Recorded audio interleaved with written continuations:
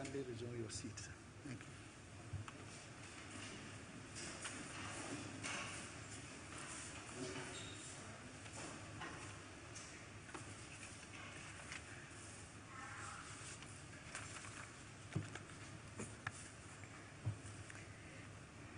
Good evening, everyone.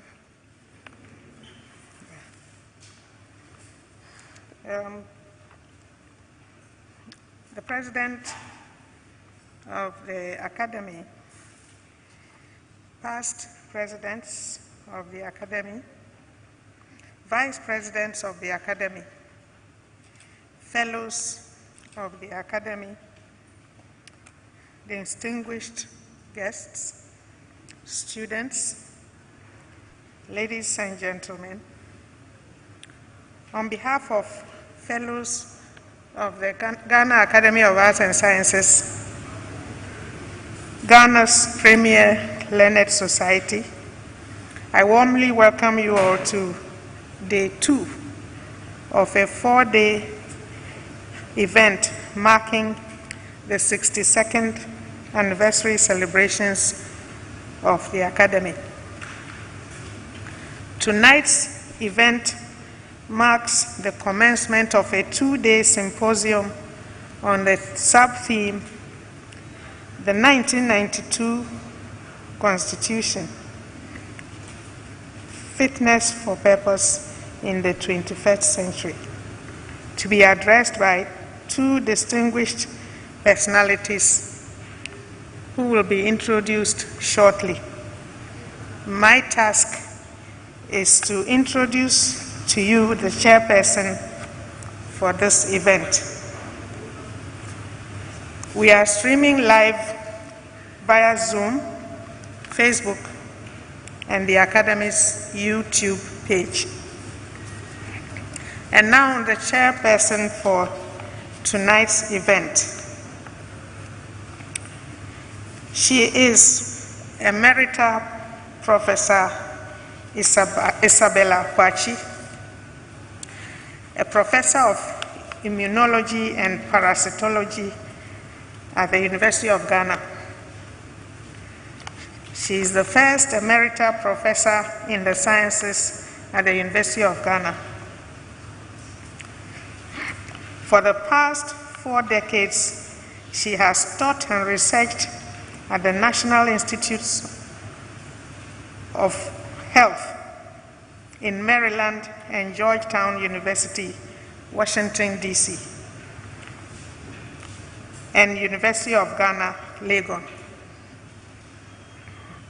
Her teaching and research have focused on malaria immunity, immunoparasitology, immunopathology, immunodiagnosis, autoimmunity, molecular immunology, and vaccine development. She co-initiated and co-led the first National Institutes of Health International Center of Infectious Diseases Research, ICIDR, a research partnership between Georgetown University and University of Yaoundé, Cameroon. At the University of Ghana, she established the Immunology Unit at the Noguchi Memorial Institute for Medical Research between 1980 and 1983. She was the first female director of the University of Ghana School of Public Health and the foundation dean of the School of Public Health, also making her the first dean in the College of Health Sciences at the University of Ghana. She has served on numerous national and international committees and boards and received several awards. A former member of Ghana Health Service Council, a former UNESCO Chair for Women in Science and Technology in West Africa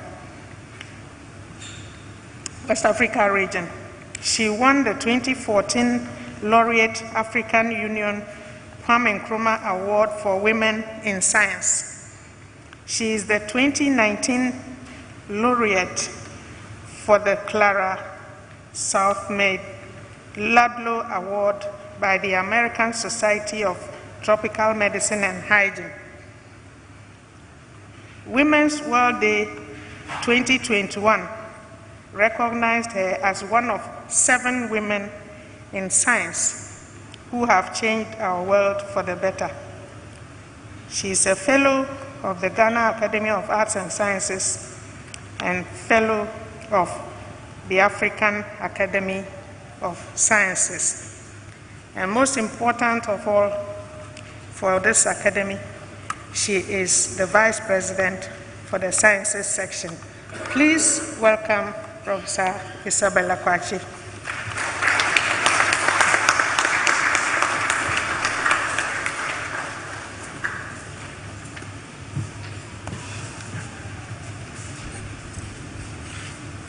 President of the Academy, Vice Presidents of the Academy, Fellows of the Academy, students, specially invited guests, all protocols observed, ladies and gentlemen. It is indeed a great pleasure to be chairing this first of a series of symposia for our Founders Day week activities. And it's my singular pleasure to introduce, we have 2 speakers, and as the Honorary Secretary said, the symposium is on the sub-theme, the 1992 Constitution Achievements and Challenges to Constitutional Governance. We have 2 topics, and we have 2 excellent speakers. It's my singular pleasure to introduce speaker for the first topic, which will be on the achievements and enduring legacy of the 1992 Constitution. And our speaker is Professor Raymond Akunguro Atiguba, Fellow of Ghana Academy. Professor Raymond Atiguba is currently the Dean of the University of Ghana School of Law, where he has taught since 2002. He has been a visiting professor of law and the Henry J. Steiner Visiting Professor of Human Rights at the Harvard Law School from 2018 to 2019, and has taught over 40 related courses at several universities in Africa, Europe, the United States of America, and Australia. His research interests are in constitutional and administrative law in the Global South, law and development in Africa, and human rights and community lawyering. A graduate of the University of Ghana and Harvard Law School, where he obtained a Master of Laws degree and did doctoral studies. Professor Atiguba has also worked in the public sector. He was one time the Executive Secretary to the President of Ghana. In the private sector, he was the team leader of Law and Development Associates and Atiguba and Associates. And the non-profit sector, he is co-founder and former executive director and board chair of the Legal Resources Center. Professor Atiguba has over 100 publications, been engaged in over 100 research and advocacy projects, produced over 100 research and technical reports, and has delivered over 300 papers and presentations on all continents of the world. He has consulted for many African governments: Gambia, Ghana, Lesotho, Liberia, Sierra Leone, Uganda, Zimbabwe, etc., and other major international development agencies and NGOs, including the UN, IBIS, ILED, ActionAid International, UNDP, UNICEF, the World Bank, IOM, African Union, ECOWAS, USAID, DFID, GIZ, DNIDA, Oxfam, I've mentioned ActionAid International, Human Rights Watch, CARE International, Plan International, OCWA, etc., and co-led over 30 training programs and workshops. He has also chaired or sat on over 75 boards and committees. Audience, your speaker, Professor Atiguba. Thank you.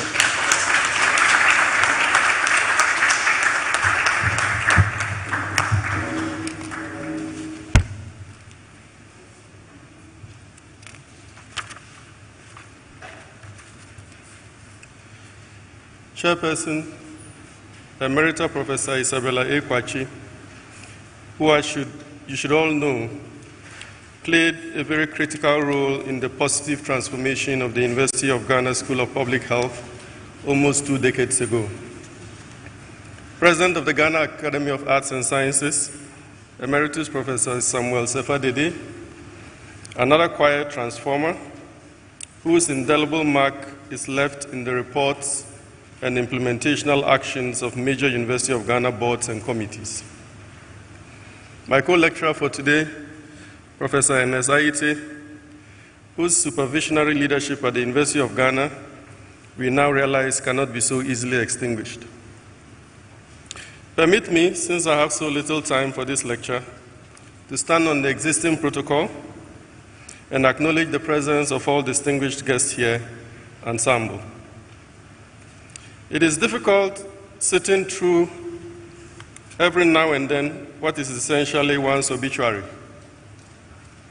It reminds us that it is appointed for woman once to die, and after that, judgment.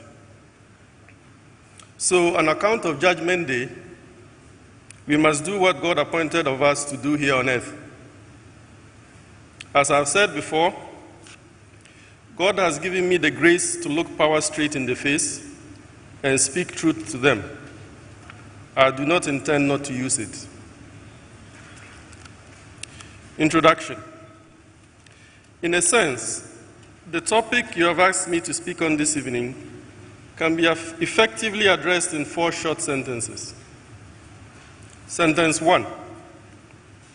The 1992 Constitution has been one of the best in the world and was enough for our needs and wants 3 decades ago. However, whilst it is still enough for our needs today, it is grossly inadequate for our evolving wants. Sentence 2. All the constitutional and governance issues we discuss in this country on a day-to-day basis, pretending they are new and fresh, have been identified, researched, discussed, widely consulted upon, and recommended upon by the Constitution Review Commission and others. Sentence 3. The process of constitutional review was well underway until the political elite of this country, who benefit the most from our current constitutional malalignments and governance hiccups, conspired to scuttle it. Sentence 4. Since we know the constitutional challenges and have the solutions, why don't we stop talking and whining and do what we know we must do? Amend the Constitution so that our democracy may proceed on a firmer and more productive footing. At this point, you are welcome to pick up your phones and be distracted for the rest of the 30 minutes of this lecture, or lean your head backwards and enjoy a good nap, since the entire essence of the lecture has just been communicated. The 1992 Constitution, beautiful and sweet, but your legs don't work like they used to before. We are all familiar with the refrain that goes like this. The 1992 Constitution is one of the best in the world. It has steered us through 8 successful presidential and parliamentary elections, half of these involving a transfer of power from one political arch-rival to the other. we have rightly earned the accolade of the shining star of democratic constitutional governance in West Africa and beacon of hope for the entire continent of Africa and the global South. Our Constitution has provided a clear reference point for when we want the spirit of the nation to speak to us. It has clarified the sovereignty of the people, the supremacy of the Constitution, the powers of the government, and instituted protocols for the functioning of the traditional arms of state. Additionally, the Constitution has created fresh, non-traditional institutions of governance and imbued them with powers to make the wheels of democracy roll more smoothly. The Commission on Human and Administrative Justice, the National Media Commission, the National Commission on Civic Education, district assemblies. A whole chapter is devoted to human rights and another on directive principles of state policy, which, together with the proper and creative functioning of constitutional commissions on our core natural resources, are enough to move our nation into people-centered decentralized governance and utopia.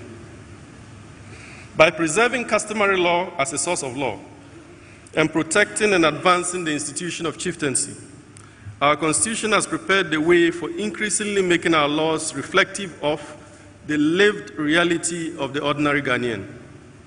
Resultantly, we have reaped the benefits of a very well put together Constitution, largely free and fair elections, peaceful transitions of governmental powers, an executive that is largely placed in check by the legislature and the judiciary, a parliament that is getting less and less rubber stamp as the years go by and is increasingly calling the president, ministers of state, and the security forces to order, and a really competent judiciary whose sterling services are sought after the world over, with a particular reputation for managing presidential election petitions in a manner that keeps our nation together and safe. Our nation has held together thanks to the 1992 Constitution. I have had the pleasure, the cross, of working on constitutions of several African countries in the last decade and some. I remember distinctly one of these constitutions. It was all over the place, as we say in Ghana. Fundamentally faulty, uncoordinated, textually haphazard and inconsistent, with no discerning spirit, much less a soul. And this reflects in the institutional functioning and state of development as you travel the streets and hinterlands of that country. Last year, I did work on the constitution of another West African country, just slightly better than this other one. And 2 years ago, I worked on the constitution of a Southern African country, having worked on the constitution of another Southern African country some 12 years ago. On one occasion, I declined to work on the constitution of a certain African country. It was a fake constitution at birth, containing many ticking time bombs, ultra ready to explode. There have been 2 military coups d'etats in that country recently. Not so in Ghana. And so, in the words of Ed Sheeran, our 1992 Constitution is so beautiful and sweet, one of the best in the world, surpassing those of the US, the UK, France, and many other countries. It has served us well. The official and unofficial institutions our Constitution has spawned have kept our nation stable, peaceful, relatively prosperous. It has been enough for our needs and wants in the last 3 decades. But whilst it is still enough for our needs, it is no longer capable of satisfying our wants that are increasing and evolving and getting urgent by the hour. Especially after the CRC countrywide consultations over 10 years ago, every Ghanaian knows that when it comes to our wants, the 1992 Constitution is a Kwashiorkor Constitution.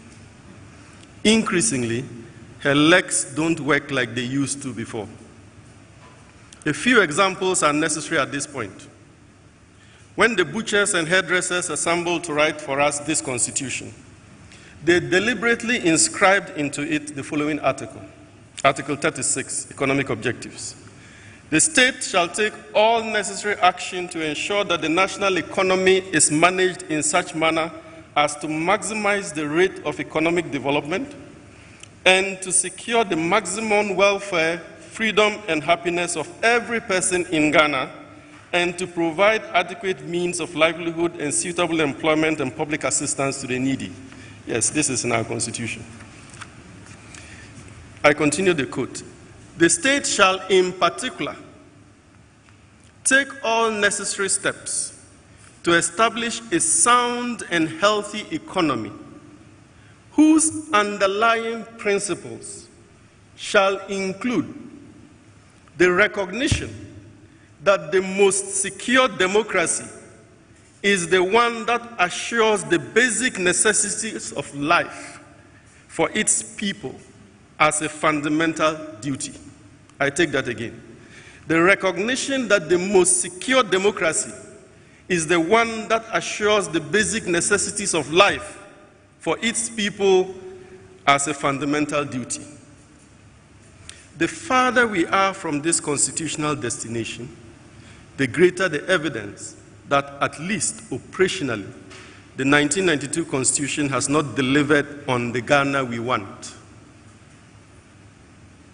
I believe, with all my strength and with all my heart, that a good law that is not being implemented or that is poorly implemented is an oxymoron, a contradiction in terms.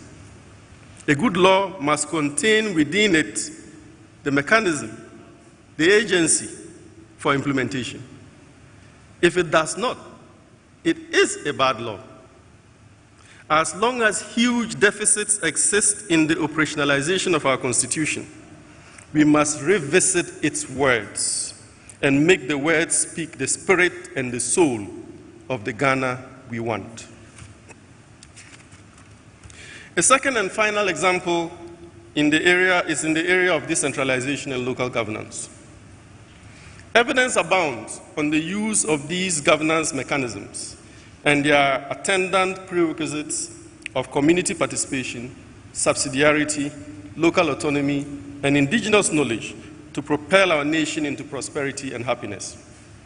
One only has to examine the works of J.K. Nsako, Kwame Ahoy, Benjamin Kumbo, Roger Ponkoranting, and Joseph Tabazwing to come to this indefeasible conclusion. The greatest evidence of elite and middle-class conspiracies to deviate the constitutional injunctions on decentralization is in the many efforts at financial re-centralization that have taken place in the last 3 decades. After increasing the District Assembly's Common Fund from 5% to 7.5% of national revenue, this was quickly brought back down to 5%, the minimum set by the Constitution. Again, the National Health Insurance Levy and the Ghana Education Trust Fund Levy, which carry huge potential to transform health and educational infrastructure and services across the country, have consistently been under-released, with the GET Fund now collateralized for loans going deep into the future. In all of the above, we have not added to the calculus 2 nefarious practices. First, the determination of government revenue as excluding seeded revenue and other types of revenue, so that the size of the pie is lesser when the 5% is calculated. And second, the skimming of the District Assembly's Common Fund, the NHIA levy, and GET Fund for various other purposes before they are released. And in the case of the District Assembly's Common Fund, sent down to the units in erratic, quirky, and delayed flows. Our refusal to implement the constitutional injunctions on decentralization means that we must rewrite those provisions, making them so clear that the above acts of mischief may be swiftly truncated. There are many other textual and operational aspects of our Constitution that contain enough creases and wrinkles to warrant review. Our moneyed system of electioneering and elections, the winner-takes-all system of governance based on ultra-ethnicity and clanism, the suffocation of parliament by executive dominance, judicial corruption defined broadly to include all the ways in which judicial decisions are taken outside of fidelity to the law, general systemic corruption, the constriction of spaces for real participatory citizenship and civic engagement, and political, bureaucratic, and administrative irresponsiveness and tyranny. Lately, the constitutional and governance stresses that were occasioned by a raft of COVID-19-induced legislation and by a hung parliament that produced a speaker from the opposition after a temporary crisis of parliamentary transition warrant a relook at the operation of our Constitution. The untold story of constitution reform in Ghana, 2009 to 2021. After the CRC report was submitted to President Mills on 20th December 2011, 1 month short of 10 years today, he swiftly submitted it to a team of legal experts for review. An expanded team of legal and governance experts worked strenuously to produce the government white paper on the report within a couple of months. Their report accepted literally all the recommendations of the CRC. In between the work of the expanded team of experts and the publication of the white paper, a number of political operatives poured sand into the gari. A number of major changes were made to the white paper, and it was gazetted in that form on the 15th of June 2012. This is what accounted for the opening paragraph of the white paper, hinging the report on a prior party manifesto promise of the government of the National Democratic Congress, NDC. The chair of the CRC, Professor Albert Fiajo, immediately commissioned a variance report, and we set to work. In a few weeks, our research team at the CRC, then out of office, out of job, and without any remuneration, only commitment to service to the nation, substantively and textually analyzed the content of the report versus the white paper, producing a 211-page report that clearly illustrated the variances. In sum, the white paper accepted 229, being 47.91% of the 478 recommendations of the CRC, rejected 55 recommendations, being 11.51% of the recommendations, accepted and slightly varied 17 recommendations, being 3.56% of the recommendations. The white paper did not comment on 167 recommendations, being a huge 34.94% of the recommendations.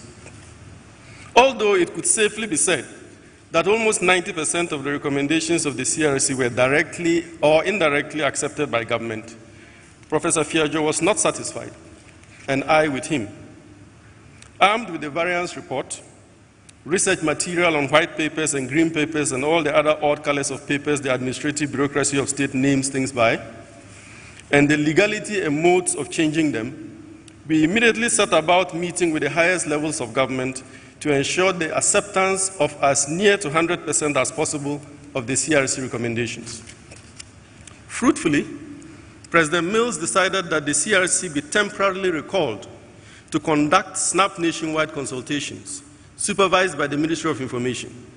And if the results of the consultations reaffirmed the recommendations of the CRC, he was willing to make amendments to the white paper.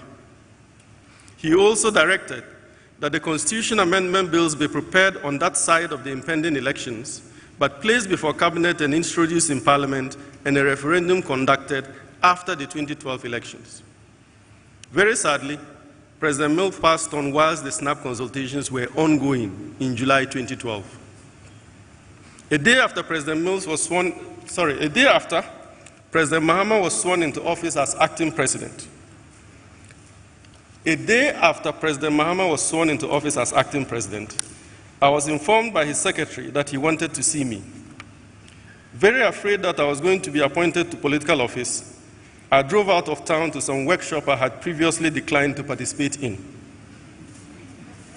and called him from there to say I was out of town, unfortunately. As I was driving back into town from the self-imposed exile, I received another call and had to divert straight to the castle.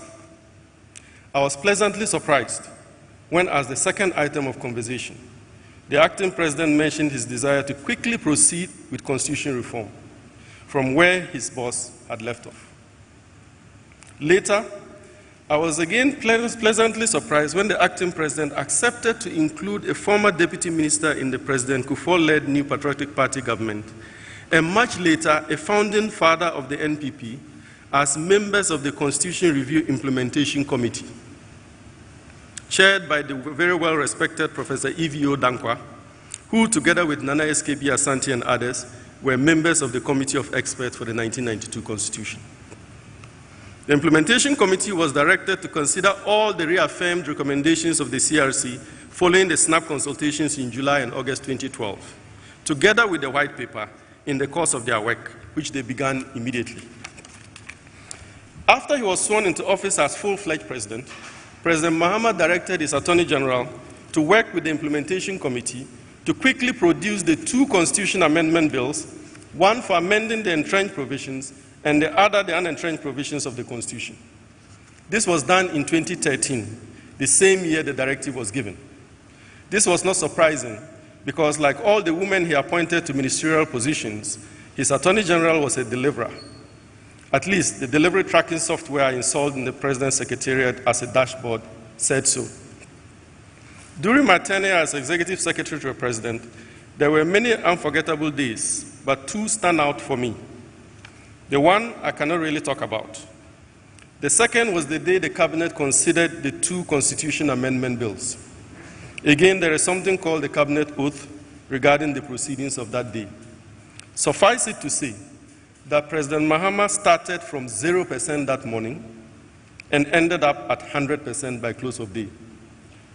The Constitution amendment bills were approved by Cabinet in 2014 and swiftly transmitted to Parliament. After the bills were sent to Parliament, the Speaker, by constitutional injunction, referred them to the Council of State. The then minority leader raised an objection to this procedure, indicating that the bill should have been formally laid in Parliament before being referred to the Council of State. Conflicts arose between the two sides of the parliamentary leadership over the issue. The Council of State referred the bills back to Parliament, unattended to. Parliament received them back, hesitated, and paused. In July 2014, Professor Stephen Kweku Asare, popularly called Kweku Azar, filed a suit in the Supreme Court challenging the capacity of the President to set up a commission of inquiry into the operation of the 1992 Constitution. Consciously or unconsciously, he had played into the hands of a political elite that did not want the Constitution amended. Afraid of possible contempt proceedings, the Implementation Committee continued their work underground. Significantly, the committee had started active engagements with various ministries, departments, and agencies of government on the implementation of the legislative reforms and administrative actions of the CRC report, and was gaining huge mileage on these. These had to be halted because of the suit. The periodic reports of the Implementation Committee, which I had the pleasure of reading in order to brief the President on progress of work, were refreshing indeed. Therefore, it is not true that the CRC report has never been implemented. Many legislative and administrative reforms were initiated between 2013 and 2016, and the reports of the Implementation Committee discussed them. Witness the following extract from one of the reports of the Implementation Committee, and I quote, Her Ladyship, the Chief Justice, informed members of the committee when they engaged here at the Supreme Court that most of the administrative actions recommended by the Constitution Review Implementation Committee had either been implemented or were ongoing. She cites some examples, which for the sake of time, I would skip. The Kweku Azar case was dismissed by the Supreme Court in October 2015, at a time everyone was talking about working towards election 2016. Continuing with the bills in Parliament at that time would have been fruitless, as they were sure to lapse on the 7th of January 2017, when a new Parliament was sworn into office. And all experts had warned against conflating the Constitution Review referendum with a national election for many, many reasons. Unsurprisingly, further work on constitutional reforms were shelved until after the elections. Despite the postponement of full-scale implementation of the CRC recommendations, in 2016, President Mahama attempted to implement some of the recommendations by proposing a Constitution Amendment Bill to dress back the election date so as to create more time for governmental transitions and lower tension and anxieties, especially during runoff elections. The bill did not receive the requisite 2/3 majority of votes in Parliament and was not proceeded with. He also instructed the National Development Planning Commission to develop a long-term national development plan in terms of the CRC's flagship recommendation on this subject. That plan was developed and launched. The MPP won the 2016 elections and took over the administration of state on 7 January 2017. They took a minimalist view of constitution reform, announcing some 10 minor changes to the constitution, including the popular partisan election of district chief executives. A Constitution Amendment Bill 2018 for this latter change was introduced in Parliament and went through its first reading in February 2019. It did not receive much traction and was withdrawn on 2nd December 2019. Even the minimalist view for amending the Constitution does not settle the haunting spirit of the CRC over the current government. In 2020, the Parliament of Ghana passed a new National Security and Intelligence Act proposed by the executive. The Act draws heavily on the recommendations of the CRC in the chapter of her report devoted to the subject. Although attempts at full-scale implementation of the recommendations of the CRC face several hurdles and now appears comatose, they are effectively finding their way into national policy deliberations and outputs. Very little else has been heard from the current government about major amendments to the Constitution until recently, and to which it is now necessary to turn. The politics of Constitution review. Deep down in our hearts, each of us knows that our Constitution needs amending, even if the degree to which it should be amended is contested. However, political calculations and posturing are preventing a forward march with the Constitution review exercise. This reminds me of a conversation I had with the president of a certain West African country. Very angrily, he told me about the leader of the opposition, who he clearly detested. What annoyed him most was that before the elections, the opposition leader presented one version of the new Constitution for implementation when he hoped to assume the presidency. After losing the election, he presented a different version of the Constitution for implementation, a version that had quite limiting and draconian provisions for the executive arm. This story, writ large, illustrates the micropolitics of constitution making and explains why the process in Ghana has stalled. It is nauseating, even criminal, to keep a nation in constitutional hostage for such selfish reasons. I am excited that in 2 weeks, Parliament will convene a meeting for the purpose of moving forward with a review of the Constitution. I pray that it's an action meeting, not another talk shop. I have been invited to speak at that meeting, and I intend to submit as my paper a one-page exhortation to stop the talk and get to action, and attach to the one-pager copies of the Constitution Review Report and the proposals for constitution reform by the National Interest Movement. Immediately after the Constitution Review meeting by Parliament, and partly concurrent with it, the Kofi Annan International Peacekeeping Center is organizing another event and has asked me to speak at that event on entrenching constitutionalism. I will be giving them another copy of the one-pager. Are we not tired of talking? If you take a look at the consultation's reach that was capped with a National Constitution Review Conference, the number of submissions received, the science that was used to interrogate the issues and generate the proposals for reforms, the caliber of persons consulted, and the intellectual power behind the report, the Constitution Review Commission report will be difficult to replicate.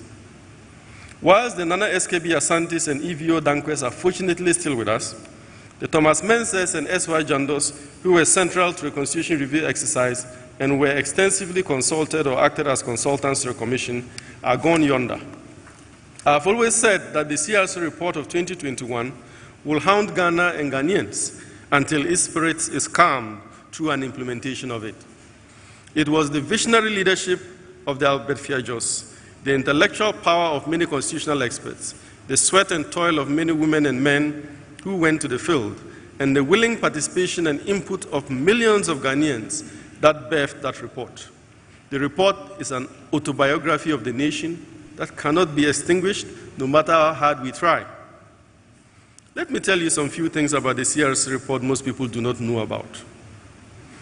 After we assembled all the material from the consultations, we ran them on a software that isolated key concepts and issues of concern to Ghanaians, and additionally queried for linkages and interrelationships between the concepts and issues.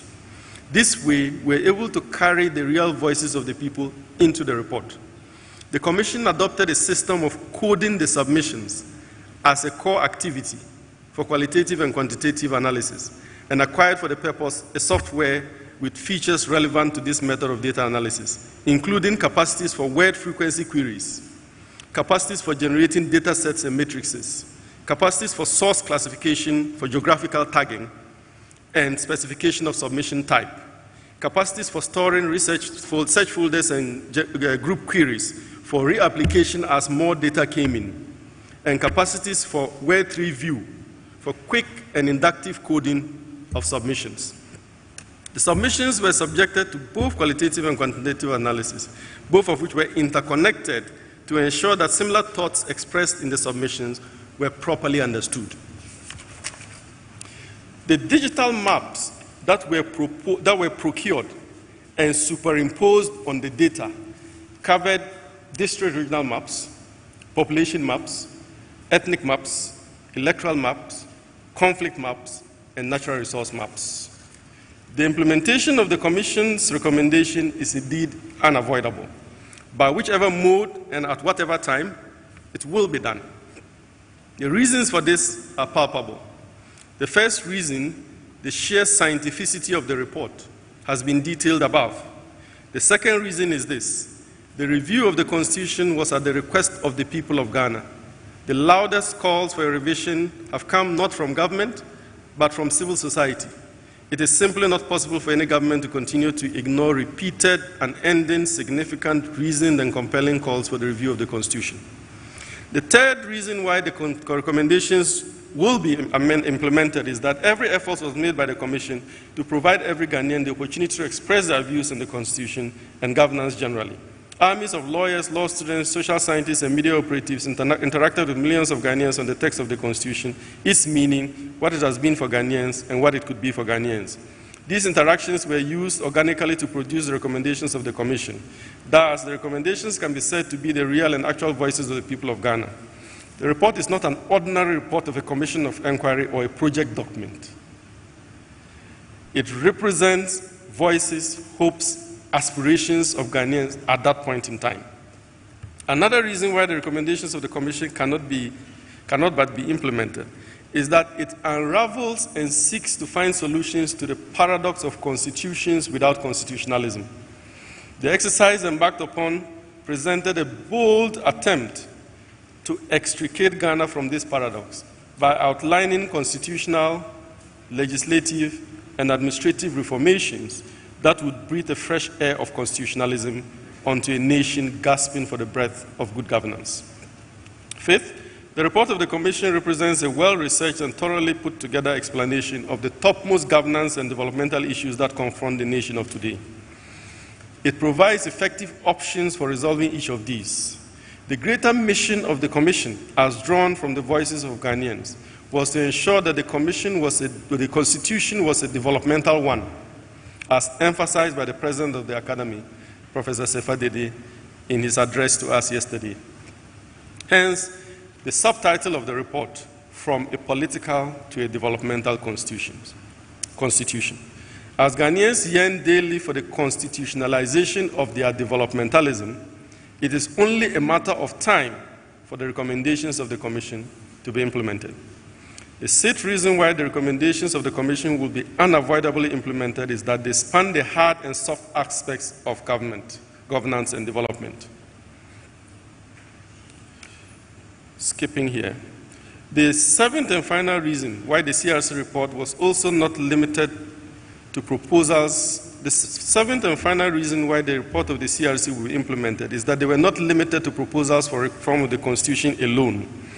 Although it annexed two constitutional amendment bills, one for entrenched and another for unentrenched provisions, the report contained significantly, and for each issue of key concern, proposals for new legislation or legislative reforms, and proposals for administrative action, the better to implement the Constitution. Of the total 478 recommendations of the CRC, a little over half, 264, were for amendments to the Constitution. Some 111 were for legislative reform, and 103 for administrative action. Recently, the President of Ghana, who, by the way, has graciously agreed to open my school's conference on the future of legal education in Ghana and launch our endowment fund next week, Monday. I hope after this lecture he would still come. Talked about the review of our Constitution, saying it is a matter for Parliament and not for the executive. Unfortunately, our President is dead wrong on this for a plethora of reasons. Constitutionally, this is a wrong position to take because Article 76 of our Constitution mandates the Cabinet of the Republic, chaired by the President, to, quote, assist the President in the determination of the general policy of the government. Proposals for the review of our Constitution are a matter of general policy, and those proposals must emanate from the President assisted by his Cabinet. Whilst we may not like the current arrangement, this is what is in place now, constitutionally, until it is changed. So, Mr. President, if the Constitution is not revised, it is because you have not initiated or continued it as President. You should not be allowed to pass the buck. Parliament cannot take from the executive, nor may the executive hand over to Parliament the determination of the general policy of government. Parliament determines specific policies, not general policies.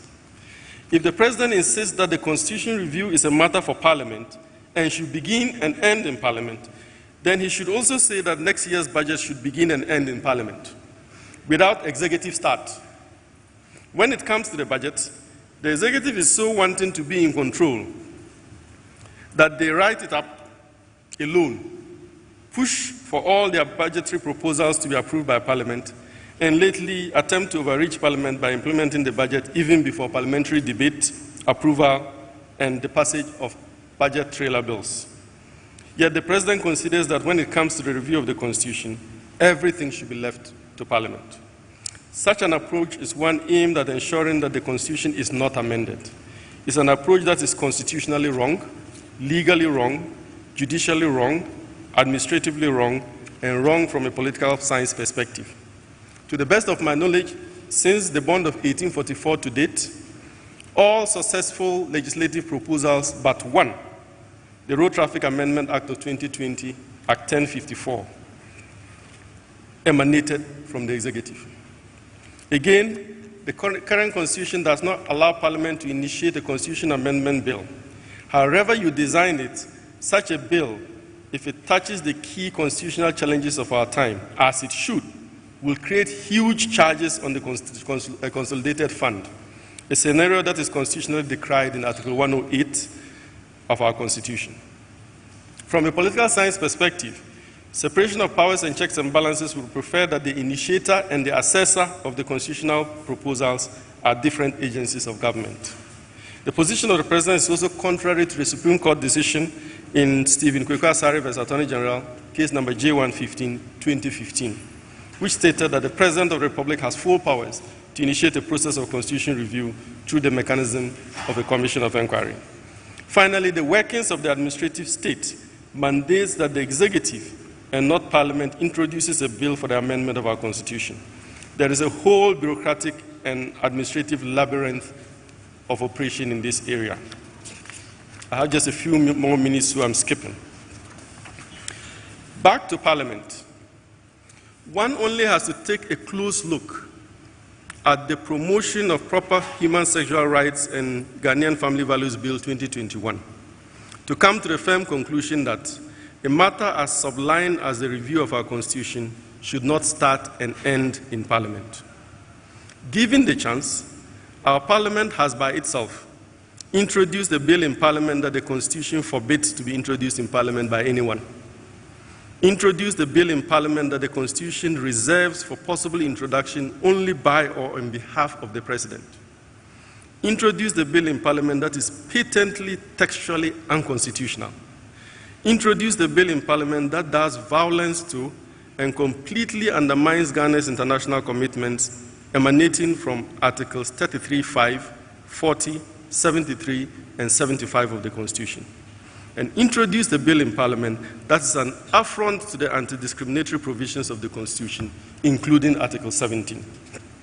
And I stop at 5 only because we don't have any time. There is just something wrong with that bill. This is the only bill in Ghana's history where the memorandum is as long as the bill itself since we started operating this country. The memorandums to our bills are usually a couple of pages long, not the memorandum to this one, which runs for half the entire document. When constitutional truth is not on your side, you are condemned to talk a lot in justification.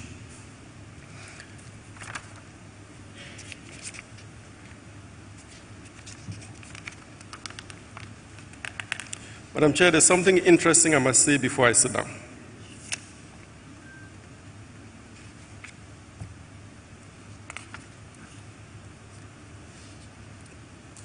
As this lecture is not centrally on this subject, I will reserve further comments on the gay bill for another day. I cannot, however, end without talking about a recent initiative I've started. As a good Catholic, I have decided to approach some of my friends in Parliament to sponsor a private member's bill titled Promotion of Proper Human Sexual Rights and Ghanaian Family Values Bill number 2. This bill will focus on criminalizing adultery. As you know, adultery is contained in the 10 Commandments. Despite Sodom and Gomorrah, God, in his infinite wisdom, did not list LGBTQ in the 10 Commandments. Again, as you know, the Bible decrees the death penalty for adulterers in Leviticus 20:10. Since Ghana is over 90% Christian and Muslim, and the Quran and the Hadith provide that, quote, in the case of married male committing adultery and a married female, they shall receive 100 lashes and be stoned to death. I am sure this bill will be roundly supported. By the way,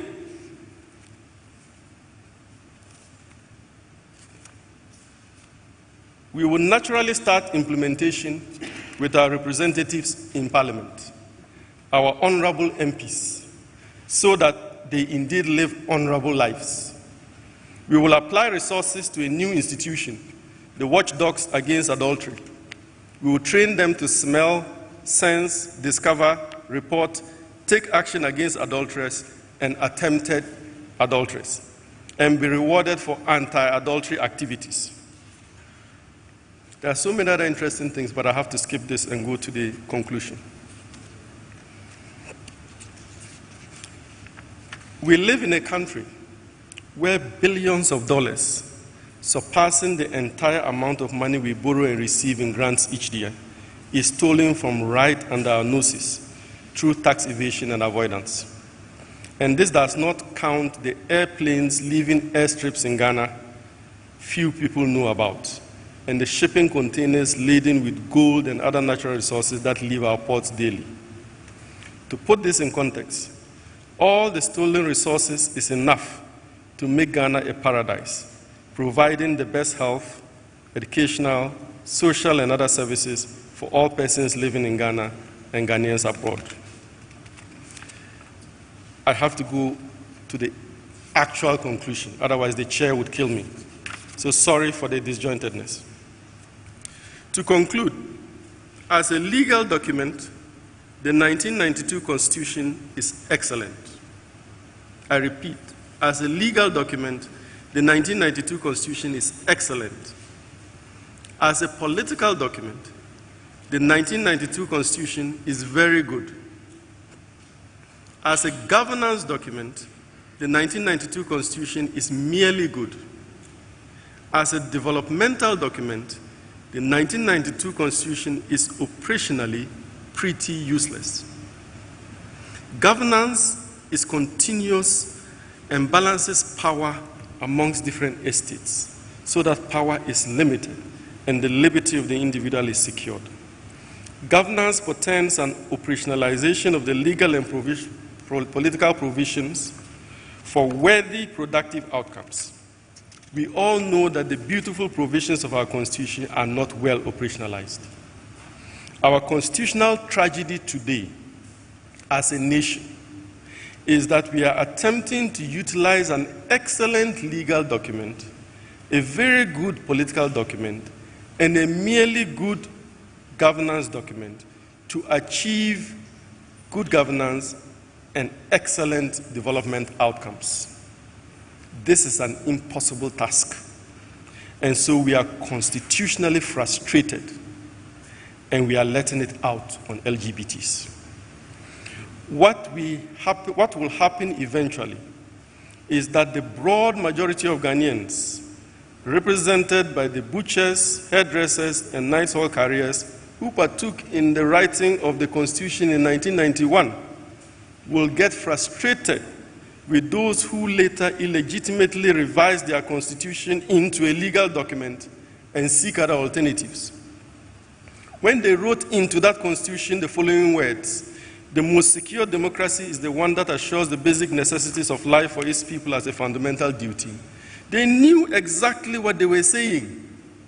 It is not the place of those who boycotted the writing of the Constitution to later say that those words belong to the directive principles of state policy and not the directly enforceable human rights provisions of the Constitution, and are either not enforceable, partially enforceable, or only enforceable when tied to another provision in a directly enforceable part of the Constitution, or enforceable subject to many riders that are not applicable to other provisions of the Constitution.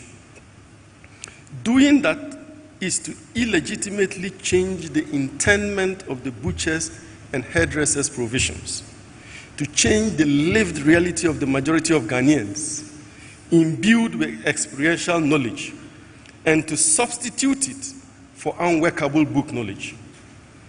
It was to remedy this aberration that the Constitution Review Commission, led by a visionary member of this academy, Professor Albert Fiajo, adopted a consultative process that reverted to listening to the authentic, almost unmediated voices of the butchers and hairdressers, resulting in the overriding finding that we needed to move the Constitution from a political to a developmental one. Madam Chair, I'm on my last page. Since that report, those who should have been with the butchers and hairdressers, and who we ensured to consult this time around, set to work very earnestly. I know that the President Jonathan Mills administration had it tough retaining the authentic voices of the butchers and hairdressers in the white paper of the CRC report. I also know that the President John Dramani Mahama administration had it tough approving the Constitution Amendment bills in Cabinet. There was near commotion when the bills arrived in Parliament. The Speaker shot them off to the Council of State. The Council of State shot them back to the Parliament and back to the Executive. A law professor went to the Supreme Court to ask that the entire CRC process be nullified, and some justices of the Supreme Court agreed with him. Clearly, those who refused to draft the Constitution in 1991 were at work with one objective in mind: not to allow the authentic voices and lived experiences of the people to come back to abide even stronger in their Constitution. Those who captured the words of the butchers and hairdressers and transmutated them into unrecognizable legal provisions are intent on not allowing the realization of a developmental constitution. Today, the array of recommendations of the CRC have been transmutated to 10 bland and dull proposals for amendment that I am ashamed to mention. Who cares about an amendment of the Constitution to allow for the President to continue to act as President when he's outside of Ghana? We all know that they do anyways. So we need to do one thing and one thing only: change the capture of Ghana's policy space by political terrorist forces who utilize it for their selfish, myopic interests, and democratize access to and utilization of the policy space. In this regard, the greatest soft achievement of the Nana Addo administration will be that it allowed the first and only private members to pass in Parliament and to be assented to by the President, opening the door for popular utilization of the policy space, not to kill gays, but for badly needed constitutional reform through a People's Amendment of the 1992 Constitution. I thank you for your attention and for your tolerance of me and my crazy ideas.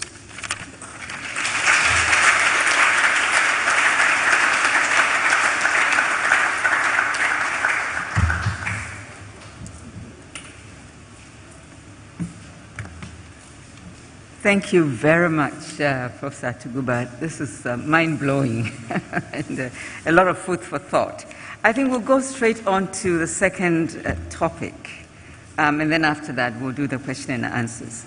So our second topic, to be delivered by our one and only Professor Ernest Aite, is on threats and challenges to constitutional governance, political culture, corruption, and missing civil society advocacy. And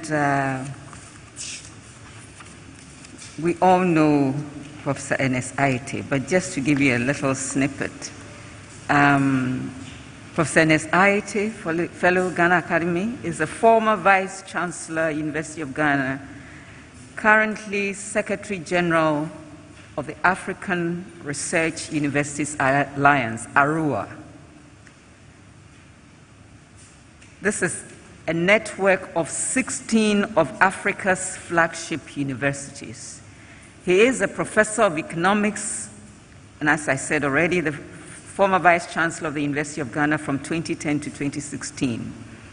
He was also previously Director of the Institute of Statistical, Social and Economic Research, ISER, from 2003 to 2010 at the University of Ghana, and the first Director of the Africa Growth Initiative of Brookings Institution, Washington, D.C.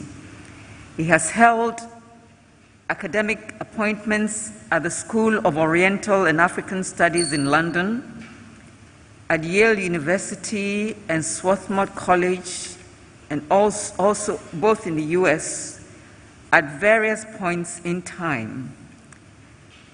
Professor Ernest Aite was a member of the Governing Council of the United Nations University, that's 2016 to 2019, and was also previously chairman of the advisory board of UNU World Institute for Development Economics Research in Helsinki. He is currently board chairman of the African Economic Research Consortium and of Stanbic Bank Ghana Limited. He holds honorary degrees from University of Sussex, UK, and Lund University in Sweden. One of Professor Ernest Aite's strategic priorities as Vice Chancellor of the University of Ghana was to develop the university into a research-intensive institution that supports structural transformation in Africa. Audience, the second speaker. Thank you.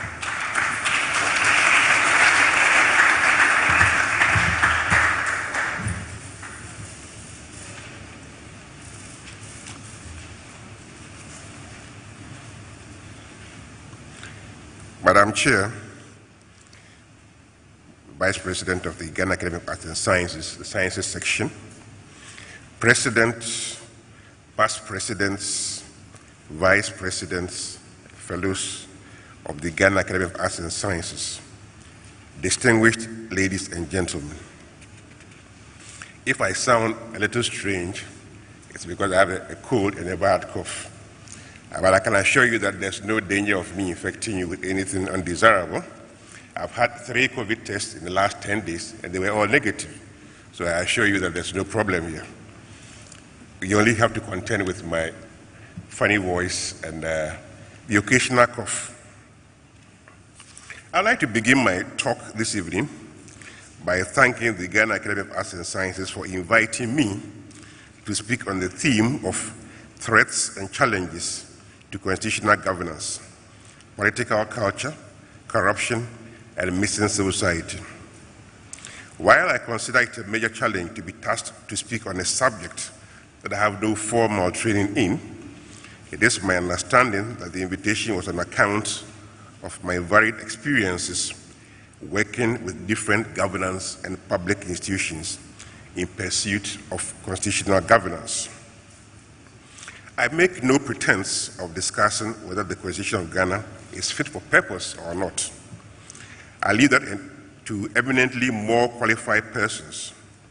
Indeed, my colleague on this panel, Professor Raymond Atiguba, is leading a discussion on that, and you've heard him make the pronouncements, many of which I share. Nana Dr. S.K.B. Asante has written expertly on the subject on several occasions, and he knows a lot about constitutions. Quite recently, Professor H. Kosi Prempe expressed his dissatisfaction with the Constitution on several grounds. What the different comments over the years have led me to believe is that there's nothing wrong with regular evaluations and reviews of how the Constitution is performing. It is certainly healthy and generates a lively debate, as we've seen this evening. I would like to focus this evening on how the application of the Constitution by different actors affects different stakeholders, often leading to questions about why the Constitution is applied in a particular way and not the other. I will argue that for many people, their perception of the Constitution of Ghana depends on how close they are or not to political authority. What this means is that instead of the Constitution acting as a check on the power of the executive arm of government, the ability of the different arms of government to coalesce around a political interest has significantly reduced the effect of the Constitution as a legal constraint on the power of government and, by extension, the power of the state. As a result, the coalition of political forces believes that government can do anything, and that is the biggest threat to constitutional governance. I will reflect only briefly in this talk on the 1992 Constitution itself. I believe that the framers of the Constitution did an incredible job in drafting it, even if one can take issue with any number of clauses that may need to be reviewed periodically to enhance their relevance or give them proper context. I will also present the role that political culture, corruption, and a weak or missing civil society can play in moving the country away from the core tenets of the 1992 Constitution. I will suggest that there's a need for these three factors to be appropriately examined and understood, since they can easily become a threat to constitutional governance. I argue here that by not tackling those inherent challenges and threats, the capacity of the Constitution to protect individuals and institutions becomes compromised.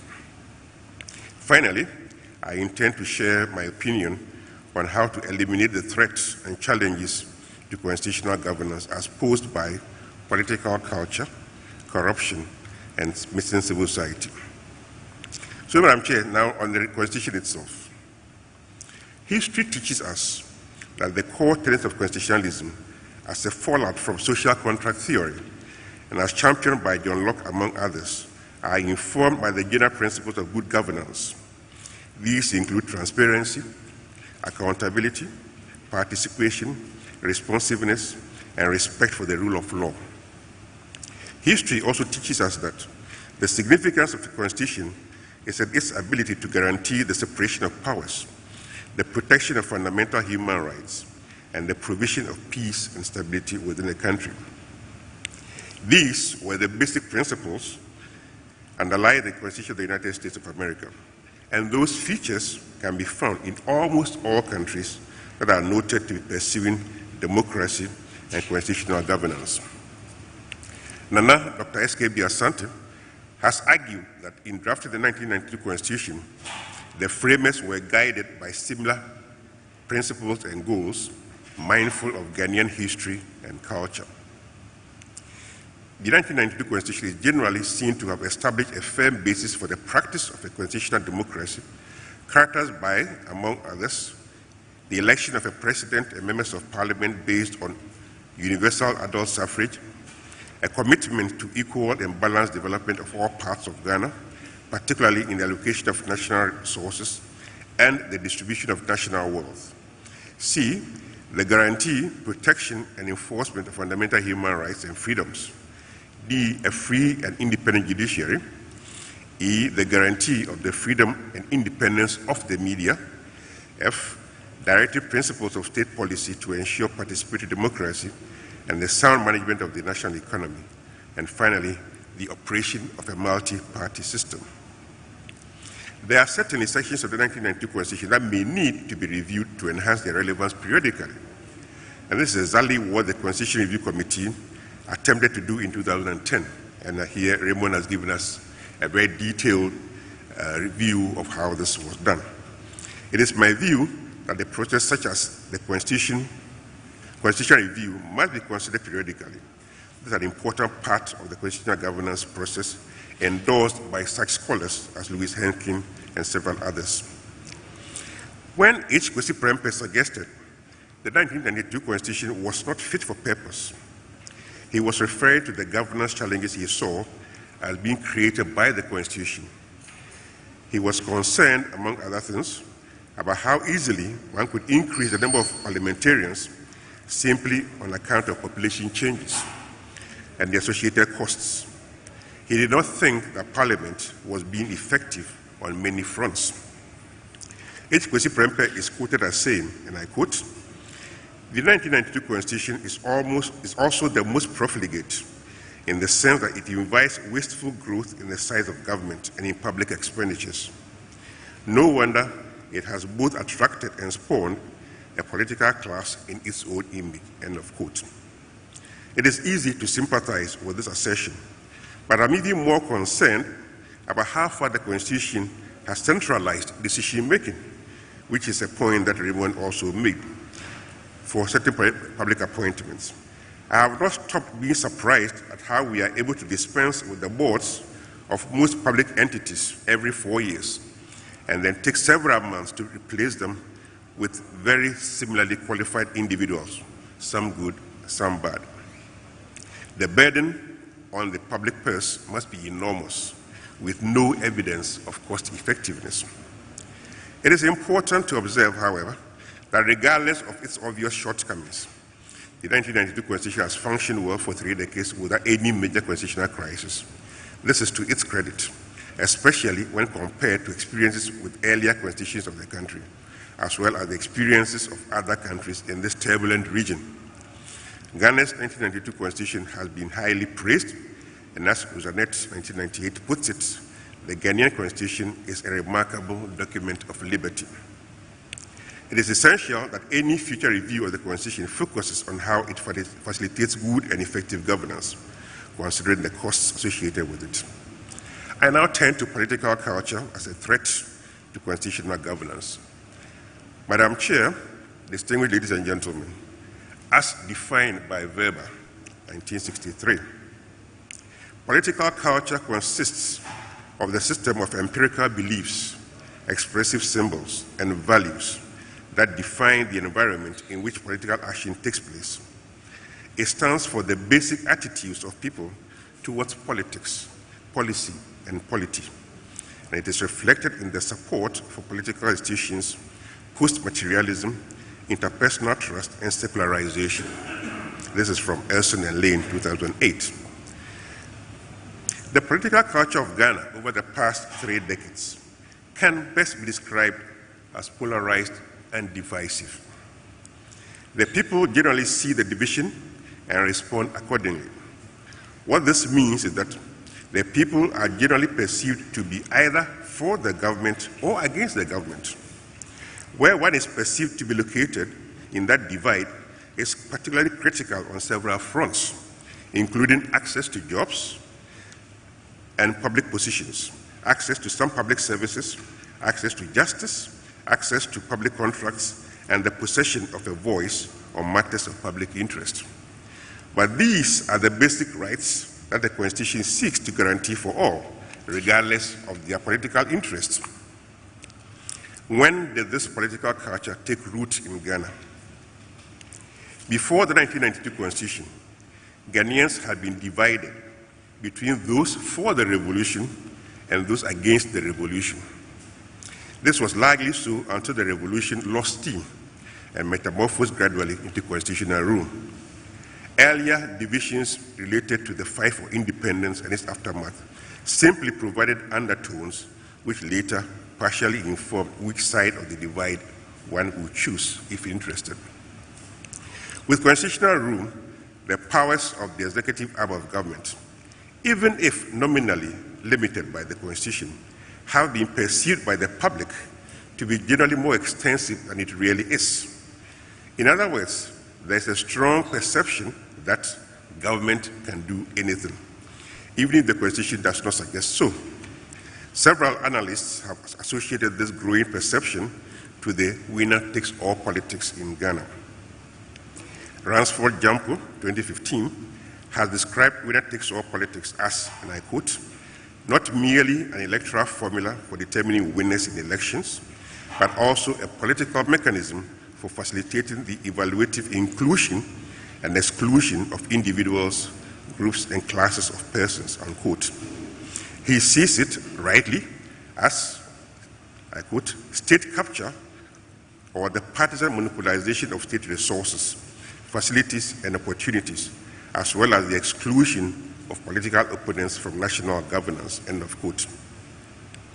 Jampo has also documented the extent of such state capture and the exercise of the power to exclude others from access to state institutions and their governance.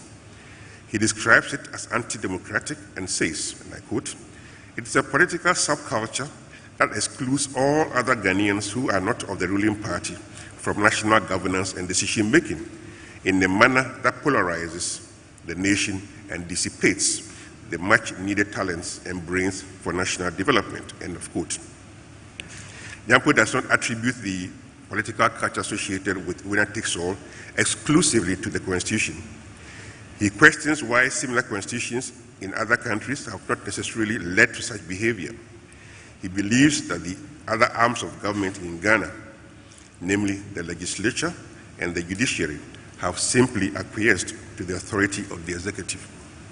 One can argue that such acquiescence is largely in expectation of personal gain or security to most stakeholders. In the political subculture which suggests that government can do anything, agents of the state tend to believe that they are untouchable and hence above the law. There are several illustrations of how this can play out. Let me use just one here. In February 2014, University of Ghana introduced user charges for the use of its roads after borrowing money to fix those roads. The amounts charged were to be paid at various points of entry at the university. The university had discussed with relevant state institutions its intention to make road users going through its campus pay for the use of their roads and had received no objection from the government. This was adequately reflected in the speech read by the Minister of Roads and Highways at the sword-cutting ceremony to mark the beginning of the road rehabilitation works. After public agitation against the introduction of the legal road user charges, operatives from the Office of the National Security Coordinator stormed the university campus in the middle of the night on 18 February 2014 and tore down a security post under construction. It was not clear what the legal basis for the action of invading the campus was. Ironically, the National Security Coordinator was removed from office after strong public condemnation of his actions. The university described the action as illegal, primitive, and barbaric. Following the appointment of a new National Security Coordinator, the university again discussed its intentions of restarting the project with his office. Soon after the construction of the security post resumed, this was torn down again in similar fashion on the orders of the new National Security Coordinator.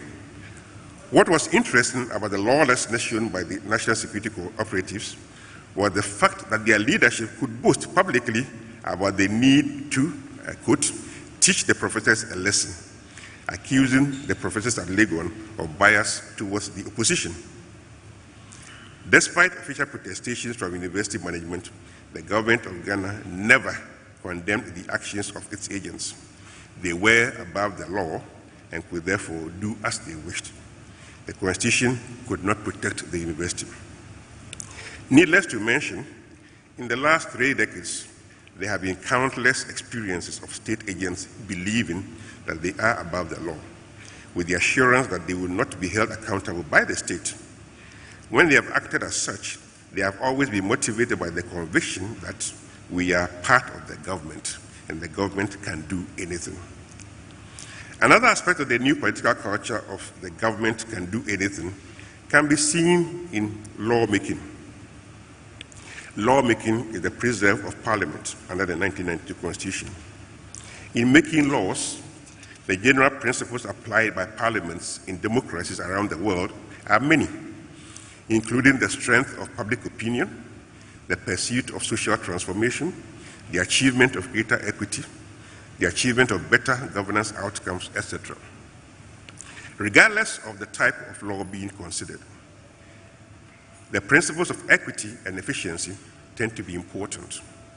A new law must be seen to be pursuing a socially desirable outcome. A cursory look at the motivations behind many recent laws in Ghana does not suggest that this is always the case. There are often many reasons for pursuing a particular bill, sometimes with the intention of making the life of bureaucrats and politicians less challenging.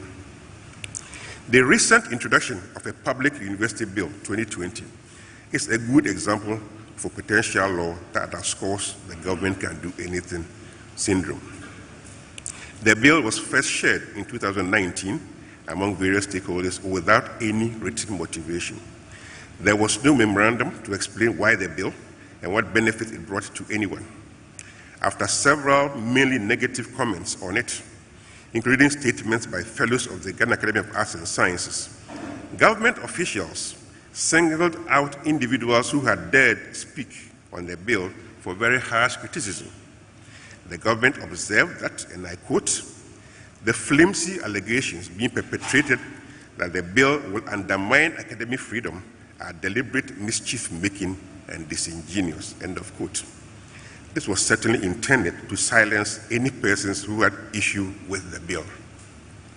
Since the return of the bill in 2020 in a revised form, there has been a significant growth in the number of people who have strongly opposed it and asked for its withdrawal on the grounds that it's an affront to the Constitution of Ghana in both letter and spirit.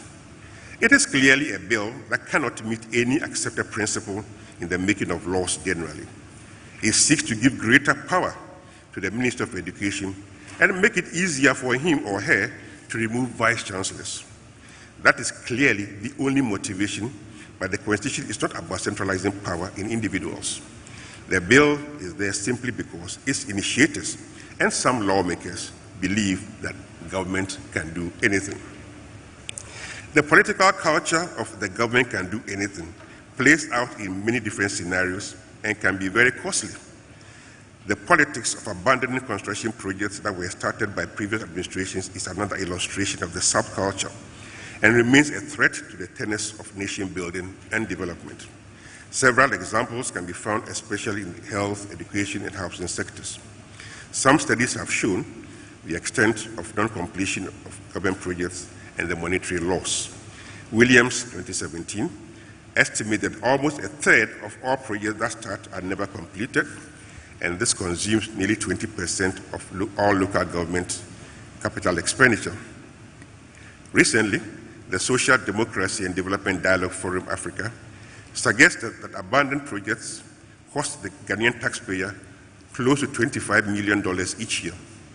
It is important to note that the non-completion of projects is another practice that has become divisive and polarizing. It reflects poor transition arrangements after elections and is a challenge to all democratic governance processes as outlined in the 1992 Constitution. The increasing polarization of the media along political lines is reflective of the new political culture that should be a source of concern. Jennifer Hastie, in her book, The Press and the Political Culture in Ghana, 2005, hinted at the polarization of the media between those supporting the government and others. That was almost 2 decades ago. The polarization today can be found in several media platforms that are perceived to be associated with political parties. These platforms are generally used for aggressive, speculative, and sensational discourses. It is worrying that the perception that state machinery can be used to undermine various media platforms belonging to the opposition is growing. These practices undermine the freedom and independence of the media as intended in the Constitution. The lack of apparent intra-party democracy is another political culture that needs to be properly examined. It is difficult to understand that the country practices constitutional democracy, yet the parties involved in that democracy are not necessarily democratic and transparent. For example, it is unclear how political parties are funded. Those funded by a few fiefdoms have weak internal structures, lack accountability, and the dynamism needed to create strong bonds between the people and their government. The result of a lack of intra-party democracy and transparency is the abuse of incumbency, political patronage, and corruption, as well as the lack of accountability to constituents of the people. This undermines political party competitiveness and the entire system of alternating governments through democratic elections. It is important to reflect on why the above political culture elements and the associated increased incidence of election-related violence should be of concern as a threat to constitutional governance. These anti-democratic acts can spark a crisis of legitimacy and undermine the Constitution. When considered together, these practices are wrong examples of constitutional governance. Over time, there may be attempts to legitimize some of these political cultures, and snippets of these are what one finds in some African countries that have had limits to presidential terms changed to prolong their stay in power. Madam Chair, I now turn to corruption as a threat to constitutional governance. Let me start my discussion of this subject by noting that the widespread failure of development in some emerging economies can be explained by the criminalizing and perverting consequences of corruption. It's also important to note that corruption is not only an outcome of selfish and private actors, but it is increasingly becoming an outcome of a much larger sociocultural notion of power, privilege, and responsibility in more recent political discourse. It is not difficult to understand that when corruption becomes pervasive due to the loss of institutional checks and balances, restrictions on the space for civil society actions and political rights of citizens, as well as the independence of courts, deteriorates. Also, when the incidence of unresolved corruption scandals or the incipient lack of state interest in pursuing such cases increases, it undermines citizens' trust in constitutional governance and provokes all sorts of reactions that could easily spark a crisis. I have a long section on corruption. In view of time, I will skip to what I find more interesting, and in the paper itself, one can always read the extensive discussion on corruption. So I move now to weak or missing civil society as a threat to constitutional governance. Madam Chair, distinguished ladies and gentlemen, civil society is an important element in political theory in promoting democracy and good governance. Although there's a plethora of definitions, I rely on the tradition of liberal democratic theory to define civil society as organizations, mainly advocacy groups, that are interested in building or consolidating the gains of democracy. One can also broaden the concept of civil society to encompass all units outside of government and business with an interest in promoting the interests of society. This would include what are generally referred to as non-governmental organizations, NGOs, and other independent bodies. Universities and their stakeholders are sometimes seen as part of civil society, depending on how independent they are perceived to be. It is to be noted that several Western intellectuals and donor agencies have championed reliance on civil society to globalize democracy in places like Africa. Some proponents have suggested that the standard every civil society organization must meet to enhance its relevance includes autonomy from both social interest and the state are the first.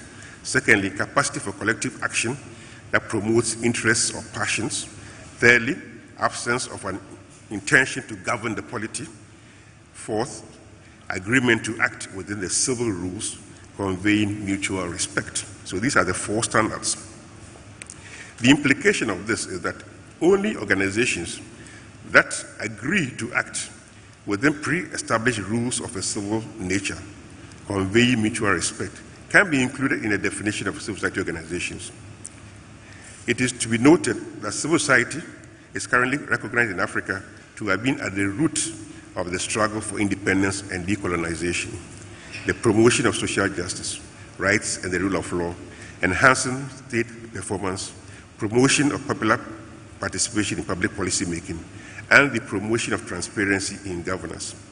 Thus, civil society organizations are useful in the democratic discourse, and various bodies have championed their promotion. A weak or missing civil society can thus be a threat and challenge to constitutional governance. Before the era of NGOs in the last 3 decades, the most notable presence of civil society in modern Ghana was in the second half of the 1970s, when various professional bodies came together to fight against union government and the perpetuation of military rule. That campaign saw collaboration among the professional bodies, academics, and students at the various universities. The Ghana Bar Association was very much at the center of events, as was indeed the Ghana Medical Association, the Ghana Institute of Engineers, and the University Teachers Association of Ghana. It was a very successful campaign which paved the way for a change in government and the abandonment of the idea of a union government. They were successful because they remained united throughout the campaign and were fighting a cause most Ghanaians believed in. In more recent times, civil society in Ghana has tended to be more fractured and susceptible to capture by the state. Even though civil society organizations have contributed in diverse ways to consolidating democracy, some of their efforts to press for the rule of law and social justice, either through the implementation of laws or the adoption of new legislative instruments, have been perceived to promote other interests instead of those that seek to promote the true values and spirit of the 1992 Constitution.